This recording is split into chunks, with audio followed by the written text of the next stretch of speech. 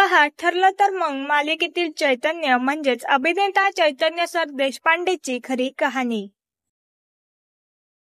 तर चैतन्यचा जन्म 26 फेब्रुवारी 1992 रोजी झाला। त्याने मुंबई युनिव्हर्सिटीमधून थिएटर आर्ट्समध्ये मास्टर्स केलंय। चैतन्याला अभिनयाचे बाळकडू हे घरातूनच मिळाले आहे। त्याचे वडील धनंजय सर देशपांडे हे एक उत्तम अभिनेते आहेत। वयाच्या अवघ्या 4थ्या वर्षापासून चैतन्यने नाटकातून काम करण्यास सुरुवात केली होती। नाट्यस्पर्धा, एकांकिकामधून त्याने उत्कृष्ट अभिनयाची, लेखनाची बक्षिसे देखील मिळवली आहेत। यातूनच पुढे त्याला चित्रपट, मालिका आणि व्यावसायिक नाटकातून झळकण्याची नामी संधी मिळाली। मात्र ठरलं तर मग या मालिकेमुळे चैतन्याला मोठा ब्रेक मिळाला। या मालिकेतून तो घराघरात पोहोचला। खऱ्या आयुष्यात चैतन्य अविवाहित आहे।